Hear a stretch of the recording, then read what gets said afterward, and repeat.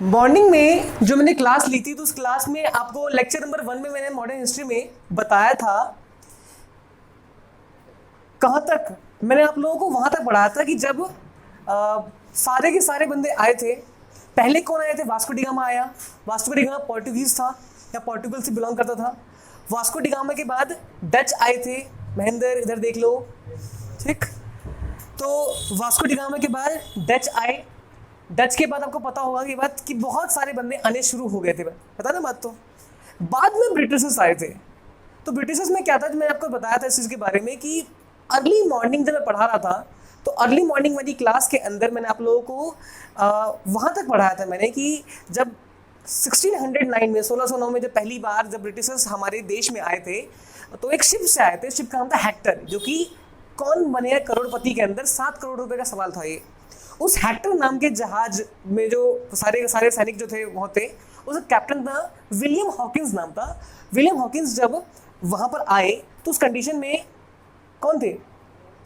Captain Hawkins. जब Hawkins जब India में आए तो उस वक्त जहांगीर का मतलब राज था वहाँ पर। जब जहांगीर वहाँ राज करते थे, जहांगीर के दरबार में जब आते हैं, जहांगीर से बोलते हैं कि we just want to trade with your country, तो उस जहांगीर मना कर देता है कि जहांगीर बोलता है कि हम आपको मना कर रहे हैं, we don't give you permission to trade with us. तो उस कंडीशन में वो वापस लौट आते हैं। इवन 2 साल उस वहाँ रहते हैं, बट 2 साल रहने के बाद भी मतलब कुछ बात नहीं बनती, वो वापस लौट आते हैं। जहांगीर मना कर रहे हैं, वो जहांगीर को बहुत बार बोलते हैं कि भाई हमें करना है, ट्रेड करना है, ट्रेड, मतलब मना कर देते हैं। तो फाइनली क्या हुआ, उसके बाद क्या हुआ बच्चों, लेकिन उनको एक बात समझ में आ चुकी थी कि भाई हमारे इंडिया के अंदर ट्रेड करने के जो अगर स्टैब्लिश कर लेते हैं तो इंग्लैंड के हालात अच्छे हो सकते हैं। उनकी बात समझ में आ चुकी थी बहुत ज़बरदस्त तरीके से। तो क्या हुआ बच्चों 1612 की बात है, लिख लो 1612 इन 1612। आई थिंक मार्कर खराब है बहुत ज़्यादा। इन 1612 हुआ क्या कि अंग्रेजों ने एक और कैप्टन को भेजा था। उस कैप्टन का नाम था कैप्टन मिडिल्टन, नाम था उसका, ठीक है। कैप्टन मिडिल्टन नाम था।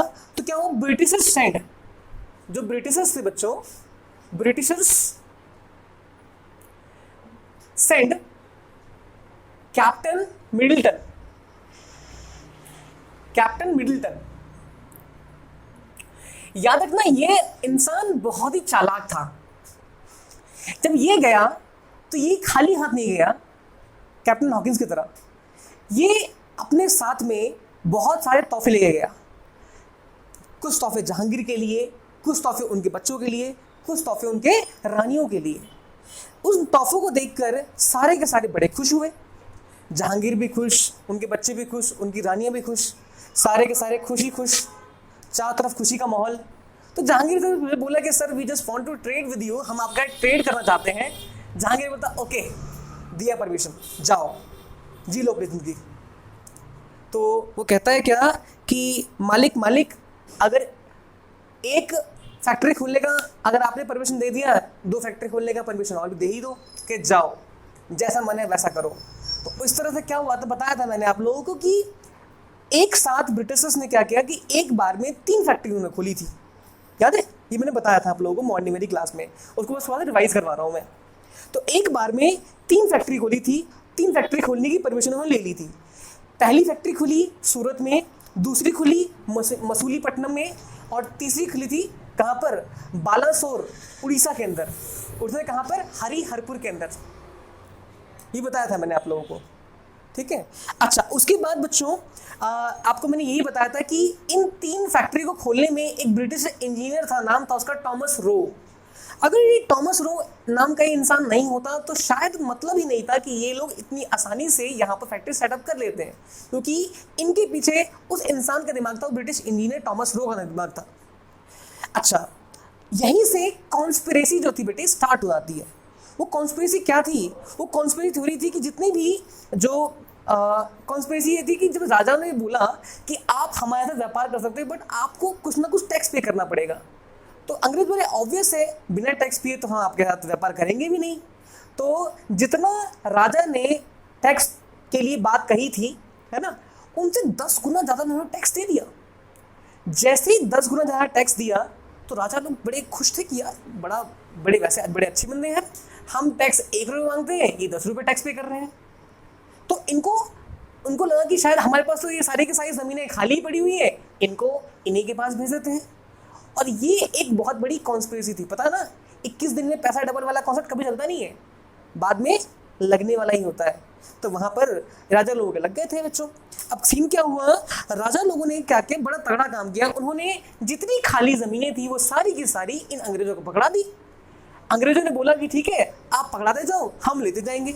एक हाथ से उन्होंने दिया, दूसरे हाथ से उन्होंने लिया, ठीक, ये ज़मीन दे रहे हैं, वहाँ से टैक्स ले रहे हैं, ज़मीन दे रहे हैं, टैक्स ले, इनको लग रहा है कि इनका धन बढ़ता जा रहा है, लेकिन एक्चुअली में ये अंग्रेज़ों की चाल थी। और ये चाल किस तरह की थी कि ये जितना ज़्यादा ये अपने अंदर में एरिया कर लेंगे उतना इनके लिए बेस्ट होगा। इन्होंने क्या किया, मद्रास वाला पूरा पोर्शन जो था अंग्रेज़ों को दे दिया, लीज पर, किराए पर दे दिया। अब ध्यान से देखना, मैंने आप लोगों को मॉर्निंग बताया था एसएफजी के बारे में, ध्यान से देखना। अब जब पूरा का पूरा जो पोर्शन था, तो इस जगह पर जो था बच्चों, इस जगह पर सूरत, यहाँ पर है सूरत, और इस जगह पे बच्चों क्या है, मछलीपट्टनम है, और इस जगह पे बच्चों वो क्या पड़ता है, बालासोर। थोड़ा सा ऊपर कर लेते हैं, कोई दिक्कत, थोड़ा सा ऊपर कर लेते हैं, है ना, तो कोई दिक्कत नहीं। ये 3 जगह पर, अब ये सूरत वाला पोर्शन बन गया, ये हरिहरपुर बन गया, हरिहरपुर बन गया बच्चों, और ये पोर्शन क्या बन गया, मछलीपट्टनम बन गया। अब तुम ध्यान से देखो, पट्टनम हो गया, और मद्रास वाला पार्ट इन्होंने क्या कर लिया, इन्होंने कब्जा कर ही लिया था इन लोगों ने लीज पर लेकर। तो यहाँ पर क्या था कि साउथ वाले पोर्शन पे इनका आधिपत्य हो रहा है, यहाँ पर कब्जा जमा लिया और यहाँ पर कब्जा जमा लिया। लेकिन एक्चुअल में इनकी प्लानिंग क्या थी, इनकी प्लानिंग बंगाल को देकर थी। इनको पता था कि बंगाल जो है सबसे बड़ा प्रांत है, सबसे बड़ा प्रोविंस बंगाल है। इनके मन में प्लानिंग थी बंगाल अगर हाथ में आ जाए तो बात ही खत्म हो जाएगी। तो सारे के सारे बंदे बंगाल के पीछे पड़े हुए थे। ये तो इनकी चाल थी कि भाई हमने एक बार इसको पकड़ लेना है, एक यहाँ से पकड़ा, एक यहाँ से पकड़ा, एक यहाँ से पकड़ा। अब इनको समझ में आया था कि बंगाल को अगर लेना है तो आपको क्या करना पड़ेगा, आपको एक तरफ से आपको टेंशन फ्री होना पड़ेगा, क्योंकि आपको पता है, मैंने बताया था यहाँ पर डच भी इस पोर्शन में राज कर रहे थे। तो उनको पता था कि डच को भगाना कोई बड़ी चीज़ नहीं है, क्योंकि ये जनता के समर्थन से है। यहाँ पर डच को भगाना मुश्किल नहीं है, लेकिन क्या पड़ेगा, first we have to become empower. अपने आप को एम्पावर करने के लिए क्या किया उन्होंने बोला कि हाँ, बॉम्बे को पे अपना कब्जा करना पड़ेगा, क्योंकि तब बॉम्बे था पोर्टुगल के राज में, ठीक है, पोर्टुगल के राज में। उनका नाम था हेनरी जॉन फोर्थ, नाम था उनका, हेनरी जॉन फोर्थ। उनकी बहन थी कैथरीन ब्रिगेंजा। तो हुआ क्या, यहाँ जो ब्रिटिश के राजा थे, नाम था उनका क्या, चार्ल्स सेकंड नाम था, और ये बॉम्बे वाला पोर्शन जो था जिसपे क्या है, पोर्टुगल का राज था। तो उन्होंने एक मैट्रिमोनियल अलायंस की बात करी। मैट्रिमोनियल अलायंस में क्या था, मैट्रिमोनियल अलायंस में उन्होंने क्या किया कि अंग्रेज जो राजा थे, उन्होंने जो पोर्टुगल के राजा हेनरी जॉन फोर्थ की बहन कैथरीन ब्रिगेंजा से शादी करने का प्रस्ताव रखा, और वो बंदे मान गए। जैसे ही वो बंदे माने तो मुंबई को दहेज में दे दिया गया, मुंबई दहेज में आ गया। अब ध्यान से देखो, मुंबई पे कब्जा हो गया। मैट्रिमोनियल अलायंस बनाने की वजह से क्या था कि ये पूरा का पूरा पुर्तगालियों का राज में था, तो इसके ऊपर एक साझा रूप से क्या था कि ये लोग भी आराम से राज कर सकते थे। तो ये भी इनके हाथ में आ गया, ये भी इनके हाथ में आ गया, ये भी हाथ में है, ये भी हाथ में है, ये भी हाथ में, और ये भी हाथ में है। तो कुल मिलाकर एक बहुत बड़े पार्ट पर इन्होंने अपने कब्जा कर रखा था। ये अपने आधिपत्य को क्या कर सकते, प्रूव कर सकते थे। लेकिन अब बात उठी कि भैया अब बन गए थे पावरफुल आदमी। अब इनकी प्लानिंग थी कि हमें बंगाल पे कब्जा करना है। बंगाल पे कब्जा कब होगा, बंगाल पे कब्जा कब होगा, जब इनके पास क्या होगा, इनके पास हथियार होंगे। क्योंकि अब के इनके पास सैनिकों की कोई कमी नहीं है, सैनिक है, एरिया भी है। अब एम्पायर कैसे होगा, वेपन से। वेपन लाने के लिए अब इन्होंने एक बड़ा गजब काम किया। इन्होंने 3 किले बनाए और 3 किले कर दी फोर्टिफिकेशन, किलेबंदी कर दी उन्होंने। जब किलेबंदी हुई तो किलेबंदी के अंदर उन्होंने क्या किया, उन्होंने वेपन्स रखने शुरू कर दिए। वेपन्स रखने के बाद they just store their weapons, उन्होंने बस वेपन को स्टोर करना शुरू किया। और उसके बाद इन्होंने बस एक चीज़ का वेट किया, वो था औरंगजेब के मरने का। क्योंकि दे नोज कि औरंगजेब ने बहुत बड़ा टाइम तक शासन किया है, और औरंगजेब के बाद जितने भी जो बंदे हैं वो सारे के सारे बड़े नालायक हैं। उनको पता है कि औरंगजेब अगर मरा तो हमारे अच्छे दिन स्टार्ट हो गए, and they just started waiting कि कब मरे ये औरंगजेब, है ना, कब मरे सासू और कब आए आंसू। तो कुल मिलाकर इनके माइंड में बस बात चल रही थी कि बस ये औरंगजेब का वेट, है ना, औरंगजेब का बस ये मरना वेट कर रहे थे। जैसे ही औरंगजेब मरा, औरंगजेब के मरने के बाद ये अपने आगे अपनी औकात पर, ये क्या औकात पे है बच्चों, सबसे जबरदस्त काम किया उन्होंने। औरंगजेब के मरने का सबको पता था कि मुगल्स जो है, मुगल्स का अपने राज्य के ऊपर से या अपने पूरे के पूरे कंट्रोल राइन मतलब मतलब होता ना एम्पायर के ऊपर से उनका कंट्रोल छूट गया। और छूट क्योंकि सारे के सारे बस नाम के राजा थे, वो किसी लायक नहीं थे। ठीक, नो नाम के राजा थे, वो बहादुर शाह रंगीला, जहांदार शाह, ये सारे बहुत नालायक थे सारे के सारे। ये पूरे टाइम भोग विलास में चूर रहते थे। तो कहते उनको पता थी कि औरंगजेब के बाद किसी की बस की बात नहीं है कि पूरा मुगल अपने आप को वो करेगा। तो धीरे धीरे क्या हुआ, इन लोगों ने जो जितने भी जो बड़े बड़े मनसबदार थे, बड़े बड़े नवाब थे, उन्होंने अपने आप को मुगलों से आज़ाद करने की बात करी और कुछ ने आज़ाद भी कर दिया। जैसे हैदराबाद हो गया, बंगाल हो गया, और अवध जो होगा, जो उसको आप लखनऊ कहते हैं, सारे आज़ाद हो गए। ठीक, अब यहाँ से एक बात उठ के आती है, यहाँ से एक बात उठी बड़ी प्यारी सी, और उन्होंने क्या किया कि उनको समझ में आ चुकी थी कि भाई मुगल्स पे कोई कब्जा करने वाला नहीं है, तो मुगल्स हम पे कोई फालतू हरकत करने वाले नहीं, मुगल्स के पास कुछ नहीं है। इन्होंने क्या किया, इन्होंने डंके के चोट पे गए, बोले कि हम आपको टैक्स पे नहीं करेंगे, हम आपको टैक्स पे नहीं करेंगे, तुम्हें जो उखाड़ना है उखाड़ लो। तो ये बंदे बोलते हैं क्या नहीं करोगे तो हम आपको देश से बाहर निकाल देंगे। तो बोलते अच्छा ऐसा, आओ हमारे किले में, आओ हमारी हवेली पर, आओ दिखाते हैं आपको। ठीक है, यूं देख रहे हो ये पैसा देंगे अंदर तक, है ना, आ जाओ आ जाओ आ जाओ। तो चक्कर क्या होता है, वो सारे के सारे जब फोर्ट में गए तो फोर्ट में देखा अरे इन लोगों ने हथियार वो कर रखा है, इन लोगों ने कर रहा है, भाई साहब पंगे नहीं है ना इनसे। और जब इन्होंने क्या देखा इस चीज को देखकर ये सारे के सारे बंदे भ्रमित हो गए कि अब क्या करें हम लोग, इन लोगों की ये तो पूरी प्लानिंग के साथ है, अब ना हमारे पास कोई एक अच्छा राजा है, ना हमारे पास वो है। और यहां से गेम शुरू हुआ बंगाल का। सिराजुद्दौला को समझ में आ चुकी थी कि भाई ये जो इंसान है, ये इंसान बहुत ज़्यादा मतलब अंग्रेज लोग हैं, ये बहुत धूर्त निकले, इन्होंने बहुत गलत काम किया। अंग्रेजों को सिराजुद्दौला ने बोला कि देखो आपको टैक्स तो पे करना पड़ेगा, बिना टैक्स पे मैं मानूंगा नहीं। अंग्रेज बोलते हैं कि भाई या तो तू भिड़ ले हमसे या सरेंडर कर दे, तेरे पास दो ऑप्शन है।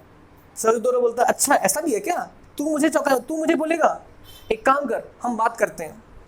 अंग्रेजों को उन्होंने क्या किया, उन्होंने बोला अंग्रेजों से कि भाई ऐसा है आपको टैक्स तो पे करना पड़ेगा। अंग्रेज बोलते हम टैक्स पे नहीं करेंगे, तुम्हें जो करना कर लो, टैक्स पे करना ही नहीं उनको। और इससे क्या हुआ, हो गई लड़ाई।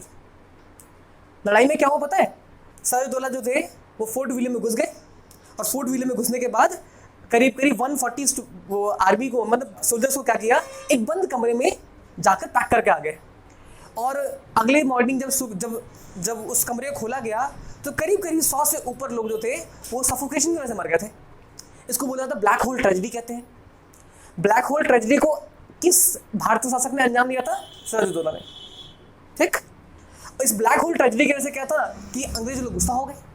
अंग्रेज गुस्सा हुए थे, इनके मन में एक बात उठी कि यार बदला तो लेना है, लेकिन बदला कौन लेगा, क्योंकि सिराजुद्दौला जो भाई खिलाड़ी आदमी, नवाब आदमी है, इतनी गजब की सेना उसकी, कुछ ढूंढना पड़ेगा, कुछ तो ब्लू होल होगा जो एग्जैक्टली ठीक कर जाए, जो काम करे। तो एक नाम था रॉबर्ट क्लाइव। रॉबर्ट क्लाइव ने क्या किया, हमारा दिमाग चलाया, उसने कमांडर था सिराजुद्दौला का मीर जाफर, उसको पकड़ा। मीर जाफर ऐसा गद्दार आदमी आपको नहीं देखेगा, उसकी गद्दारी है जिसकी वजह से भारत को इतना सफर करना पड़ा। अगर उस दिन मीर जाफर ने ये गद्दारी नहीं करी तो शायद मैं आपको ये कहानी इतने तरीके से नहीं पढ़ा रहा होता। वो मीर जाफर था जिसकी वजह से जिसकी गद्दारी ने इतना काम खराब कर दिया। अगर वो मीर जाफर गद्दारी नहीं करता तो याद रखना हमारा देश गुलाम होता ही नहीं। वो सिराजुद्दौला थे भाई साहब, वो डंकी की चोट पर भाई साहब अंग्रेजों को निकाल देते।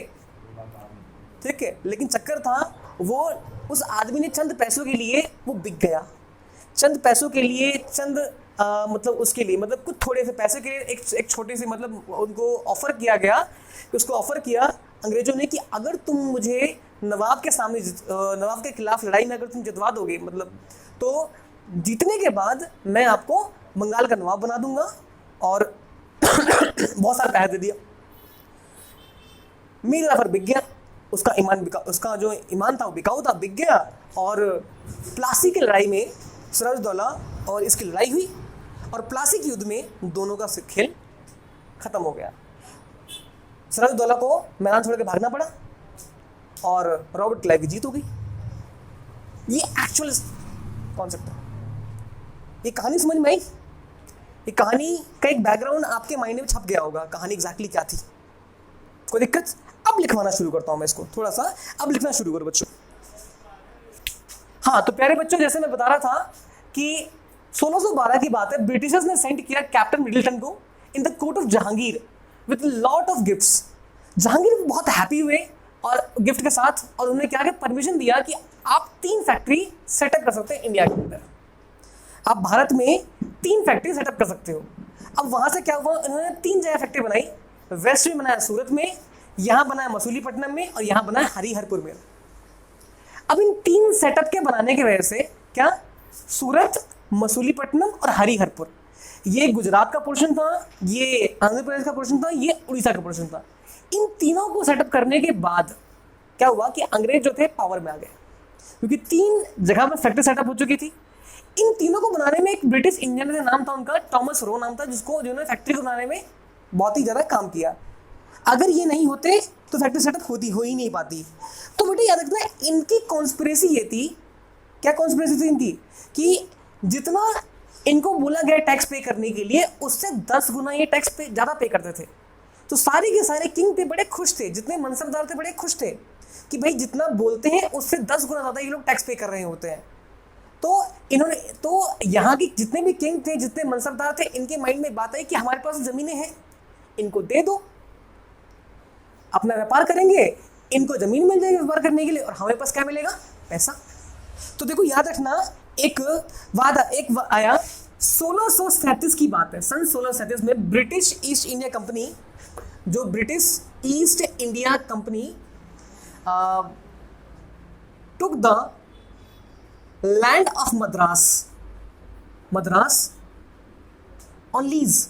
उन्होंने लीज पर ले लिया, यानी मद्रास वाला पोर्शन था, यानी कि इतना पोर्शन था बेटा, उसको लीज पर ले लिया उन्होंने, समझ रहे हो। मद्रास वाला पोर्शन कुछ थोड़ा छोटा करके देता है, इतना पोर्शन है बच्चों, तमिलनाडु वाला पोर्शन था, मद्रास कितना पोर्शन था, उन्होंने लीज पर ले, सॉरी ज़्यादा कर दिया, इतना उनको लीज पे ले लिया बच्चों, ठीक है। अब ध्यान से देखो, जैसे इसको लीज पे लिया, तो लीज पे लेने के बाद इनके माइंड में एक बात आई कि भी हमने यहाँ भी कब्जा कर लिया, हमने यहाँ भी कर लिया है, बट हमें कुछ इस जगह पे कुछ ना कुछ करना पड़ेगा। तो यहाँ क्यों करने के लिए इन्होंने अपना बनाया मैट्रिमोनियल अलायंस, किसके साथ, पुर्तगालियों, क्योंकि उनको पता था कि इस पोर्शन में क्या है, पोर्टुगल बहुत जबरदस्त तरीके से राज कर रहे हैं, और अगर मुझको यहाँ पे जीतना है तो I must have to make the matrimonial alliance with the Portuguese. बात सुन रही है, I must have to make the matrimonial alliance with the Portuguese, क्योंकि उनको पता था कि इनकी संख्या कम है और इनसे जीत नहीं सकते ये लोग। तो क्या हुआ बच्चों, यहां से एक चीज स्टार्ट हुई। कोई दिक्कत बच्चों? मैं आपको थोड़ा सा बता देता हूं जरा की बात है। 1661 में एक सीन था, नाम था बॉम्बे। अब बॉम्बे पे राज किसका था, राज था पोर्टुगीज का राज था।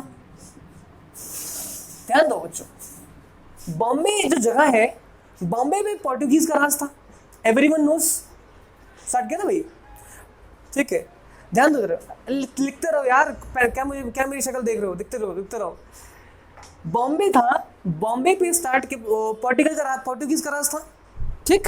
एंड ब्रिटिशर्स को पता था कि जब तक हमारे पास बॉम्बे हाथ में नहीं आएगा बात नहीं बनेगी। इसको ठीक करने ने क्या किया, ये जानते थे कि पोर्टुगीज में कि किंग थे, नाम था क्या उनका, Henry John four.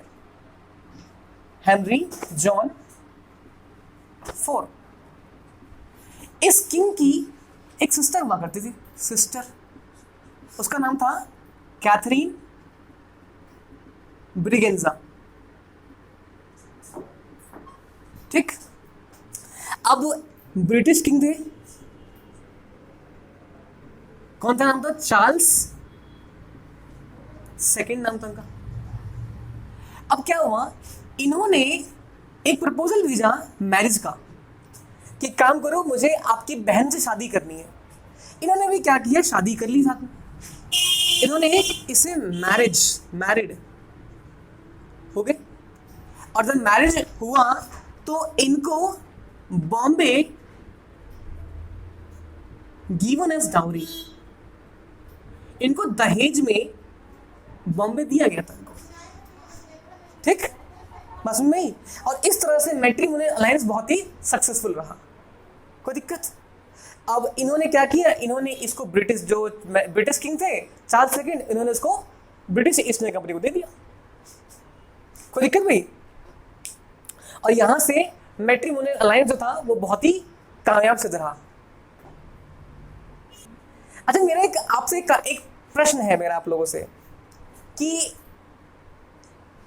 Charles second चाहते तो बॉम्बे पे उन्होंने, मतलब क्या हुआ, चार्ल्स सेकंड चाहते तो वो किसी और को बोल सकते थे, बट उनको बॉम्बे चाहिए था।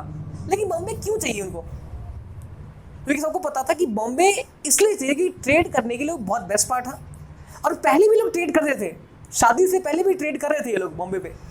लेकिन जब ट्रेड कर रहे थे ना, तो इनको हर साल 10 किलो सोना इनको एज अ टैक्स पे करना पड़ता था। अब 10 साल में हर साल 10 किलो सोना पे करना थोड़ा सा मुश्किल हो रहा था। ठीक, तो इस टैक्स से बचने के लिए उन्होंने क्या किया, उन्होंने ये मैट्रिमोनियल अलायंस बनाया था। ठीक, याद रखना, हर साल 10 किलो सोना एज अ टैक्स बचाने के लिए उन्होंने मैट्रिमोनियल अलायंस बना दिया। कोई दिक्कत?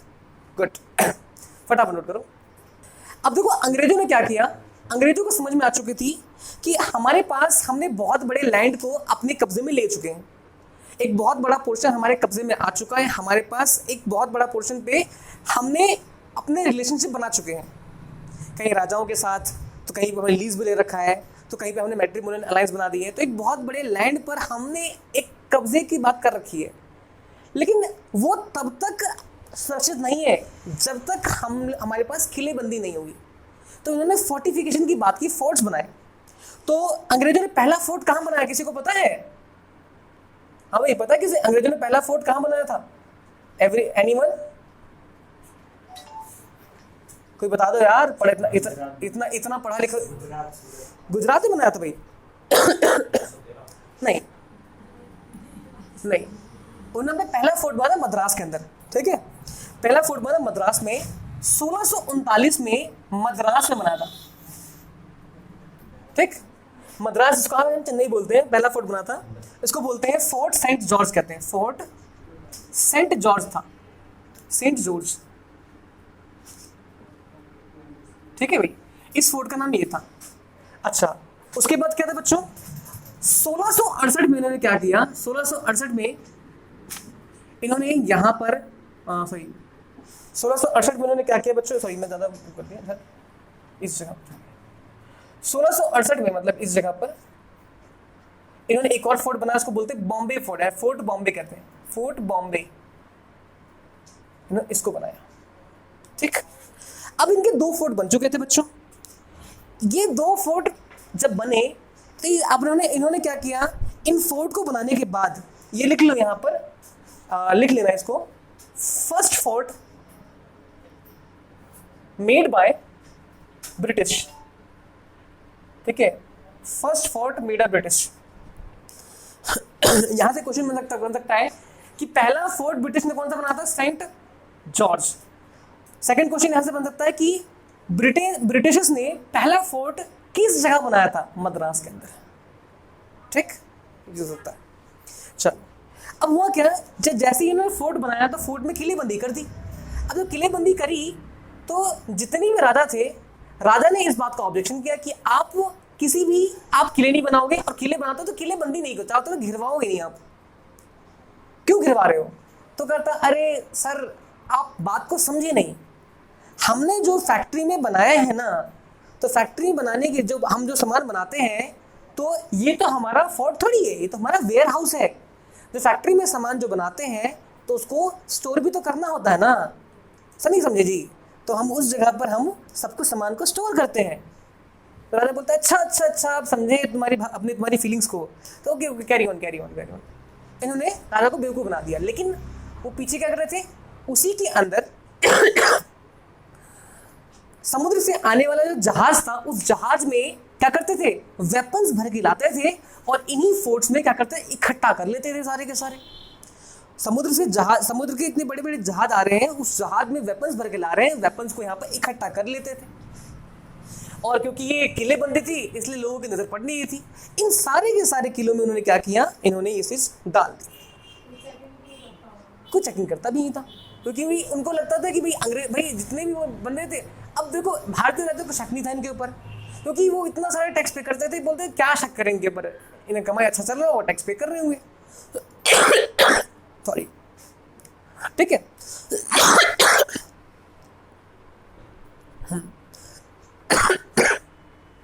अच्छा, यहां तक कितनों को समझ में आई? अच्छा प्यारे बच्चों, इसमें एक चीज और समझे फिर। इन सब लोगों ने क्या किया, 2 फोर्ट बनाया, एक दिस एंड दिस।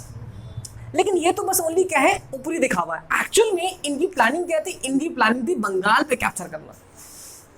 इनके गंदे इरादे थे बंगाल के ऊपर, इनकी गंदी नजर थी बंगाल के ऊपर, क्योंकि ये जानते थे कि बंगाल एक बहुत ही इंपॉर्टेंट प्रोविंस है।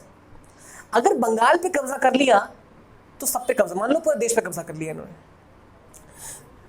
अच्छा, बंगाल पे ही क्यों कब्जा करने की बात करी, बड़ा है इसलिए नहीं, बंगाल पे कब्जा करने का सबसे बड़ा कारण था, पहली चीज क्या है, बंगाल में लैंड जो थी वो फर्टाइल थी। सेकंड चीज, 3 चीज, चाय, नील इंडिगो, अफीम, ओपियम, इन 3 की खेती बंगाल में जबरदस्त तरीके से होती थी, जिसकी इंटरनेशनल मार्केट में डिमांड बहुत ज्यादा थी। अब इनको पता है कि चाय की डिमांड यूरोपियन मार्केट में ज्यादा है, इंडिया के अंदर हम कच्चा माल यूज करेंगे, कच्चे हाथ से लेकर, अगर वहां बेचेंगे तो बहुत अच्छे दामों में हमारा काम चलेगा। अफीम, क्योंकि स्टार्टिंग से अफीम और इंडिगो जो है बच्चों एक डिमांडेड होता, इंटरनेशनल मार्केट में इसकी बहुत डिमांड है और बंगाल में बड़े सस्ते दामों में हम इसे ले सकते हैं, इससे हमें मुनाफा बहुत ज्यादा होगा। बट उनको ये बात पता थी कि बंगाल पे हमारा जादू चलेगा नहीं, क्योंकि बंगाल पे शासन कौन कर रहा है, औरंगजेब, और सबकी औरंगजेब से बहुत गंदी फटती थी कि औरंगजेब अगर होगा तो नॉर्मल सी बात है, उसके रहते हम कुछ नहीं कर सकते। तो क्या हुआ बच्चों, मैं थोड़ा सा एक चीज में भूल गया, एक और बात बताना भूल गया। सन 1616 की बात बताता हूं मैं, 16 की बात बता रहा। एक थे डेनिश, मैं एक चीज बताना भूल गया, सॉरी सन 1616 की बात है, सन 1616 की बात है। डेनिश ईस्ट इंडिया कंपनी भी आई थी, ईस्ट इंडिया कंपनी भी आई थी बच्चों, मैं थोड़ा बताना भूल गया, सॉरी, कंपनी भी आई थी, रिच इंडिया। अरे डेनिस क्या है बच्चों, डेनमार्क के लोगों को डेनिस बोलते हैं, बड़ा ठंडा इलाका होता है बच्चों, रिच इंडिया। डेनिस क्या होता है बेटा, डेनमार्क के लोगों को डेनिस कहते हैं बच्चों, ये डेनिस बड़ा ठंडा इलाका होता है। अब इन्होंने क्या किया बच्चों, इन्होंने बड़ा तगड़ा काम किया, इन्होंने भी क्या किया, डेनिस जब आए इंडिया में, तो इन्होंने बिल्कुल सेम चीज, राय से परमिशन लेना, वही उल्टी उल्टी बातें, है ना, कि सर हमको व्यापार करना है, ये करना है, वो करना है। तो ये आए, इन्होंने अपनी फैक्ट्री एस्टैब्लिश की, एस्टैब्लिश्ड फैक्ट्री, इन्होंने फैक्ट्री एस्टैब्लिश की, कहाँ पर बच्चों, इसका नाम था सीरमपुर, इसका नाम था सीरमपुर, नाम था, कहाँ है, बंगाल के अंदर, इट्स सीरमपुर। ये कहाँ है बच्चों, बंगाल के अंदर पड़ता है। अच्छा, और इन्होंने कैपिटल क्या बनाया, इनकी कैपिटल कहाँ थी बच्चों, किसी को पता है, where is the capital, anyone knows, capital क्या है बच्चों उसकी, हाँ, ट्रैंक्यूबार, इट्स ट्रैंक्यूबार, ठीक। यही गलती करते बच्चे कि इनको कैपिटल कहाँ, तमिलनाडु में थी, ट्रैंक्यूबार, तमिलनाडु। ये गलती करते हैं, बेसिक उन्होंने फैक्ट्री यहां बनाई, लेकिन कैपिटल कहां थी, ट्रैंक्यूबार, ठीक है। ये गलती बच्चे करते हैं, वो फैक्ट्री एस्टैब्लिश करी उन्होंने, लेकिन कैपिटल क्या है, ट्रैंक्यूबार। क्या चीज? 64 की बात है, 1664 की बात है। क्या घटना घटी? French east India company. अब आई फ्रेंच ईस्ट इंडिया कंपनी, ठीक है, French east India company, French east India company, ये क्या है? रिच्ड इंडिया, रिच्ड इंडिया, वो भारत पहुंचती है, विच वॉज सेंट बाय, ठीक है, किसको किसने सेंड किया? सेंट बाय हेनरी लुइस, जो हेनरी लुइस ने के द्वारा भेजा गया था, सेंट बाय हेनरी लुइस, क्या रखना, which was sent by Henry Louis. और देखो याद रखना, इनको ना ब्रिटिशर्स से ना वो होता है सीधा टक्कर लेने वाली बात से करते थे लोग, कि भाई जहां जहां ब्रिटिशर्स लोगों ने अपने वो फैक्ट्री लगाई थी, यहां पर इन लोगों ने भी लगा दी। क्यों? क्योंकि इनको पता था कि अगर पूरे के पूरे मार्केट में अगर कोई इंसान है जो कि इनको टक्कर देगा तो ब्रिटिशर्स ही है। तो establish factory where British establish their own factory. Henry Louis, French रखना, French established their factories where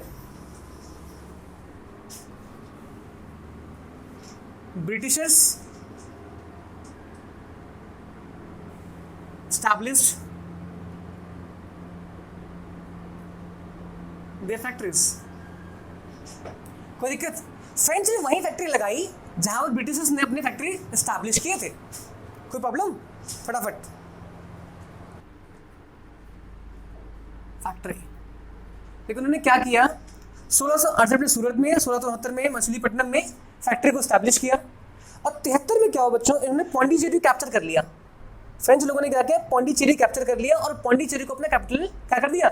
declare कर दिया। Captured the Pondicherry, captured Pondicherry and declared as capital, और अपना कैपिटल बना दिया। फटाफट नोट करें क्लास। ब्रिटिशर्स ने क्या किया? देखो अब देखो, जब पौंडीचेरी को डिक्लेयर कर दिया अपना कैपिटल, अब सब मैंने बताया था कि इन सभी लोगों की सारे मतलब जितने ब्रिटिशर्स थे, इनकी भी गंदी नजर कहाँ थी? बंगाल के ऊपर थी। एवरीवन नोज वेरी वेल कि बंगाल को अगर कब्जे में ले लिया तो मजा आ जाएगा, ठीक। अब नॉर्मल सी बात है कि इन सभी लोगों की फट रही थी कि भाई औरंगजेब से कैसे बात करें। लेकिन क्या होता है, सोने भी सुहागा, औरंगजेब ने खुद परमिशन दे दिया अपने आप से अंग्रेजों को कि आओ और हमारे बंगाल में अपना फैक्ट्री सेटअप करो और हमारे साथ व्यापार कर लो। समझ रहे हो? एक होता है कि आप बैल मुझे मार वाला कंसेप्ट था ना, वो यहीं पर चलता है बच्चों। औरंगजेब ने इनको मतलब कहते हैं ये झिझक रहे थे, मतलब हेजिटेट कर रहे थे कि औरंगजेब से कैसे पूछे। लेकिन औरंगजेब ने सामने से ऑफर कर दिया कि एक काम करो कि आप आओ और हमारे यहाँ पर अपना क्या करो, एक फैक्ट्री सेटअप कर लो, कोई बात नहीं, और हम मिलकर ट्रेड करते हैं, कोई दिक्कत? तो हम मिलकर ट्रेड करते हैं। 1690 में क्या हुआ कि Britishers establish their factory in the Bengal. क्या हुआ? ब्रिटिशर्स ने क्या किया? Britishers established their factory in the Bengal, ठीक है, on the order of Aurangzeb. Aurangzeb ने सामने से ऑफर किया, ठीक है, और ऑर्डर दे दिया कि हाँ एक काम कर लो, आप ऑर्डर बना करके ऑफर कर दो। On the offer of Aurangzeb ने ऑफर किया, उन्होंने फैक्ट्री सेटअप करे। कहां पर बच्चों? किसी को पता है किस जगह पर क्या था बच्चों? ठीक है, एट सुतानाती। ये कहां पर है? बंगाल के अंदर, ठीक भाई, एट सुतानाती। अब जो क्लास क्या हुआ बच्चों? विद द हेल्प ऑफ, क्या करना? विद द हेल्प ऑफ एक इंसान था, नाम था जैब चरनॉक। ये जैब चरनॉक था जिसने यहां पे फैक्ट्री सेटअप करने में काम किया।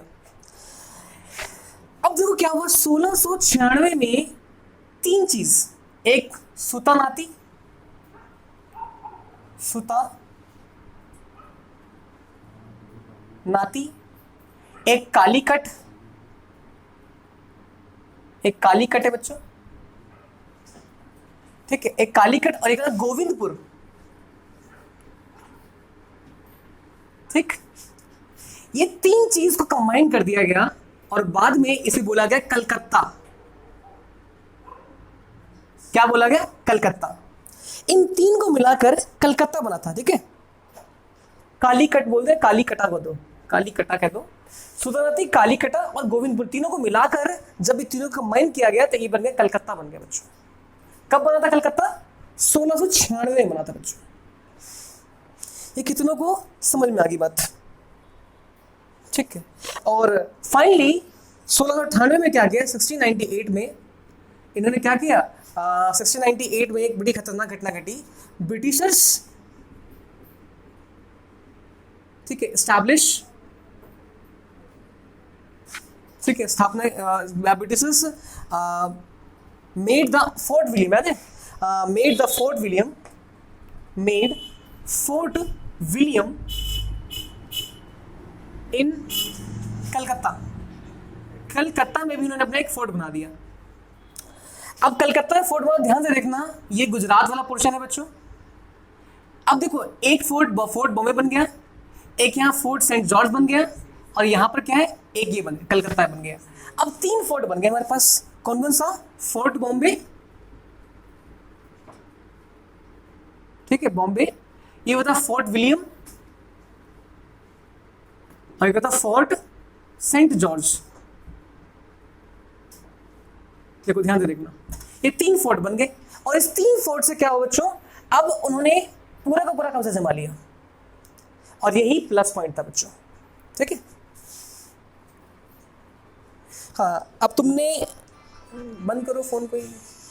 हाँ, तो अब तुमने मुझे मेरे से क्वेश्चन पूछा है कि अगर तुम इतिहास में किसी भी इंसान से आपको मिलने का मौका मिलेगा तो आप किससे मिलना चाहोगे? तो मेरी अकॉर्डिंग मैं सुभाष चंद्र बोस जी से बनना चाहूँगा, मैं नेताजी सुभाष चंद्र बोस जी से। देखो मेरे बहुत लोगों के अपने अलग पर्सपेक्टिव होते हैं, कुछ भगत सिंह से मिलना चाहेंगे, कुछ सुखदेव राजगुरु से, बट मेरा जो पर्सनल जो पर्सपेक्टिव है ना, मैं सुभाष चंद्र बोस जी से मिलना चाहूँगा। इसके पीछे कारण है, उनके अंदर एग्जैक्टली एक एक्चुअल लीडरशिप वाली क्वालिटी थी। He knows the actual leadership. सोचो, एक इंसान अंग्रेजों को धूल के आंखों में धूल झोंकता हुआ बंगाल से काबुल चला जाता है बिना किसी के पता चले। बंगाल से काबुल चला गया बिना किसी के पता चले, वो वहां पहुंच गया, सोचो। और उसके बाद दुनिया का सबसे बड़ा तानाशाह हिटलर के पास गया मदद मांगने के लिए। सोच रहे हो, जहां तक लोग सोच नहीं सकते वहां तक वो पहुंचकर उनसे हिटलर से मदद मांगी, और मदद मांगने के बाद जापान गए। कहाँ? पनडुब्बी के अंदर से होते हुए समुद्र रास्ते जापान गए, जापान से बंदूक इकट्ठा किया, वहाँ लोग वहाँ से वापस आते हैं कहाँ पर? सिंगापुर आते हैं, सिंगापुर में अपनी सेना बनाई, लोगों को ट्रेनिंग दिलवाई, और उसके बाद वहाँ से ईस्ट इंडिया से होते हुए हमारे देश में एंट्री करी लोग, और आज़ाद कराते हुए। ये एक्चुअल एक सेना के प्रमुख की क्वालिटी होती है। He is the actual leader in my opinion. और उस इंसान के लिए मेरे दिल से सैल्यूट निकलती है कि भाई साहब ऐसे इंसान होने चाहिए थे, और हमारे देश में ऐसे बंदे को देश का पीएम होना चाहिए था। देश का पीएम अगर लीडर नहीं बनेगा ना, और विजनरी लीडर नहीं होगा, तो देश बर्बाद हो जाएगा। सुभाष चंद्र बोस जी से विजनरी कौन था बताओ? हम नेहरू करते रहते हैं। मैं तुम्हें रियलिटी बताऊं एक बात, मैं मानता हूँ इस चीज़ को। देखो, नेहरू जी भी बहुत अच्छे पीएम थे, बहुत बढ़िया पीएम थे, मैं मानता हूँ इस चीज़ को। कुछ गलतियाँ हुई थी, गलतियों को नेगलेक्ट कर दिया जाए तो वो एक अच्छे पीएम थे, ठीक। ध्यान से देखो, गलतियाँ सबसे होती है। देखो, हो सकता है क्या कि आप अगर उस वक्त में अगर आप होते तो हो सकता है कि आपसे कुछ गलतियाँ होती, नो डाउट, ठीक। हो सकता है कि आपसे कुछ गलतियां हो जाती। देखो, मेरा जो मत है ना, मेरा मत थोड़ा सा इंटरेस्टिंग है, यही मैं मत कहता हूँ कि देखो, जिस वक्त, क्योंकि हम नहीं जानते सर्कमस्टांस क्या थे उस वक्त। अब सर्कमस्टांस कुछ भी हो सकते हैं। हम नहीं पता कि एग्जैक्टली उस वक्त क्या चला था, बट लेकिन एक इंसान से गलतियां होती हैं और नॉर्मल सी बात है। हो सकता है कि अगर मैं उनकी जगह होता क्या पता मैं भी गलती कर देता वाली, है ना। लेकिन कोई बात नहीं, एक लीडर को विजनरी होना चाहिए, the leader must be visionary. और मेरे अकॉर्डिंग वहाँ पर नेहरू की जगह अगर देश के पीएम अगर सुभाष चंद्र बोस होते तो शायद कुछ और ही सीन होता। देश की आज जो रूपरेखा है शायद कुछ और ही होती मेरे अकॉर्डिंग। तो मेरा ऐसा पर्सपेक्टिव है, मैं किसी दूसरे बंदे की बात नहीं कहता, मेरा ऐसा मानना है कि शायद कुछ और पर्सपेक्टिव होते। हम 62 की लड़ाई में हारे थे, तो मेरा ऐसा मानना है कि वो लड़ाई हम हारते नहीं। नेहरू जी ने एक बड़ी ही खतरनाक सी बयानबाजी करी थी नेहरू जी ने एक बड़ी खतरनाक सी बयानबाजी करी थी जब अक्साई चीन वाला जो पार्ट था जब कब्जे में ले लिया गया था, और तब मुझे लगा था नेहरू जी ने एक बड़ी खतरनाक सी बयानबाजी की थी कि वो एक बंजर भूमि है, और बंजर भूमि अगर देश का पार्ट नहीं रहा, वो किसी और ले ही लिया तो हमारा क्या चला जाएगा। तो मेरा ऐसा पर्सनली मानना है कि बेटे माँ अगर बदसूरत होती है तो क्या बच्चे उससे प्यार नहीं करते क्या? कॉमन सी बात है ना। मेरा ऐसा पर्सनली मानना है कि माँ बदसूरत होती है, बच्चों से प्यार तो नहीं करते। माँ तो माँ ही होती है। आप एक छोटे से अगर किसी देश ने किसी दूसरे देश ने हमारे देश पे कब्जा कर लिया, और आप ये बयान देते हो कि ये बयान आपने दे दिया कि इस बात को लेकर कि जी वो तो बहुत ही बंजर भूमि थी, वहाँ पर पत्थर थे, वहाँ पर पठार थे, मैदान था नहीं, वहाँ पर उसका हमारे देश में होना ना होना बात बराबर थी। तो आई थिंक मेरा मानना है, मेरे पर्सपेक्टिव वो गलत बयान था, वो बयान गलत था। नेहरू जी को उस बयान को वापस लेना चाहिए था, वो बयान ठीक नहीं दिया था उन्होंने। अगर उनकी जगह पर कोई और विजनरी लीडर होते तो शायद देश का कुछ और ही सीन होता। बट कोई बात नहीं, गलतियां हर किसी को होता है, एक सर्कमस्टांस कुछ और होंगे, इस वजह से उन्होंने ऐसा कुछ बोला होगा। देश के लोग भड़क गए होंगे, भड़के लोग, ताकि लोगों में रोष उत्पन्न ना हो, तो उन्होंने लोगों को शांत कर दिया। क्या पता उन्होंने ऐसा कुछ बोल दिया होगा, मैं सर्कमस्टांसेस नहीं जानता, इसलिए मैं कोई टिप्पणी नहीं करूंगा इन चीज़ के ऊपर। और दूसरी सबसे मोस्ट इंपॉर्टेंट बात, आप बात करते हो किस चीज़ की, विजनरी लीडर्स की अगर बात करो तो मेरा ऐसा मानना है कि हम हिंदी चीनी भाई भाई के बारे में बात करते, बहुत अच्छा कॉन्सेप्ट था। लेकिन जो नेहरू जी के साथ में जो वो थे कौन, उनके एक उस वक्त में नेहरू जी कैबिनेट में जो डिफेंस मिनिस्टर थे वीके कृष्ण मेनन, है ना। वी कृष्ण मेनन जो थे, तो उस कंडीशन में उनका जो रवैया था कि उन्होंने एयरफोर्स का इस्तेमाल नहीं किया, तो आई थिंक ये गलत तरीका था।